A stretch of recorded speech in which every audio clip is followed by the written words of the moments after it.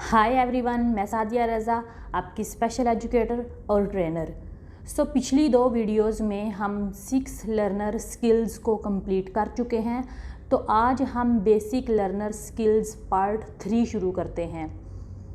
Please parents, पहले part 1 और part 2 देखें, फिर ये पार्ट 3 देखें, ताकि आपको अच्छी तरह बेसिक थिंग्स समझ आ जाएं। सबसे पहले हम बात करेंगे लेबलिंग के बारे में। लेबलिंग का मतलब क्या होता है? एक्सप्रेशंस। ओके, कुछ पेरेंट्स की कंप्लेन है कि मेरा बच्चा जो मैं बोलती हूँ वो सेम बोलता है। तो वो क्यों है? क्योंकि कुछ पेरेंट्स में पेशेंस थोड़ा कम होता है। अगर हम रिसेप्टिव की बात करते हैं तो पेरेंट्स को करना क्या है कि एक रूटीन बना लें कि दिन में आपको 50 पिक्चर्स दिखानी ही दिखानी है। दिखाने के लिए बोला गया है। तो this is a part of receptive. तो हमें भागना नहीं है, थोड़ा सब्र व तहम्मुल से काम करवाना है। लेबलिंग बहुत अहम हिस्सा है। लेबलिंग हम एडवांस IEP प्लान में इंट्रोड्यूस करते हैं।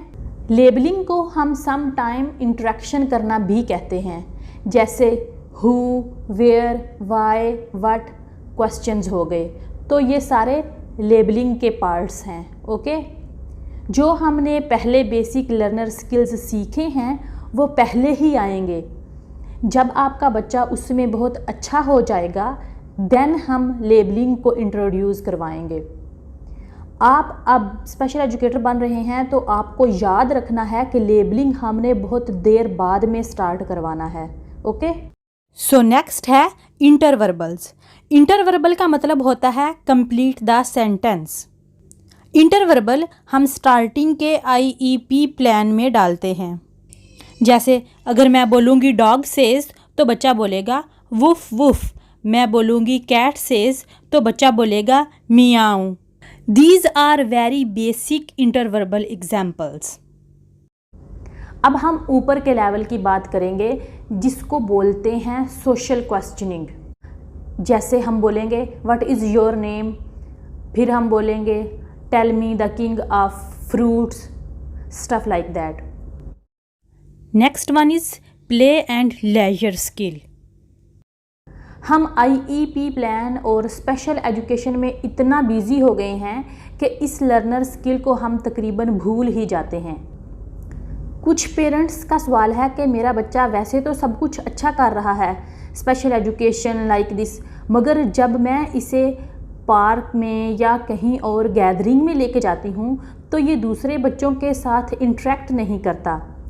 तो ये मसला इसलिए होता है बच्चे के IEP प्लान में प्ले एंड लेजर स्किल को मिस कर जाते हैं। इस स्किल में ग्रुप इंटरेक्शन होती है। बच्चा ग्रुप में वर्क करना सीखता है, शेयर करना सीखता है। जैसे पेंटिंग हो गया या बोर्ड गेम हो गई, तो बच्चे ग्रुप में वर्क करते हैं, चीज़ें शेयर करना सीखते हैं। ओके, नेक्स्ट है generalised responding. This is also a very important skill. कुछ पेरेंट्स क्या गलती कर जाते हैं इसमें कि उनका बच्चा सही से रिस्पोंड नहीं करता। फॉर एग्ज़ाम्पल, हमने सेंटर ज्वाइन किया, किसी भी टीचर के साथ आपका बच्चा बहुत अच्छे से वर्क करना स्टार्ट हो गया, बहुत अच्छा परफॉर्म कर रहा है, तो आप कहेंगे कि मेरा बच्चा सिर्फ इसी टीचर के साथ वर्क करे। नो, आपने ऐसा नहीं करना है। बच्चे को सब टीचर्स के साथ सेशंस दिलवाएं। अगर आप लोग ऐसा नहीं करेंगे तो आप लोग खुद इस चीज़ के ज़िम्मेदार होंगे।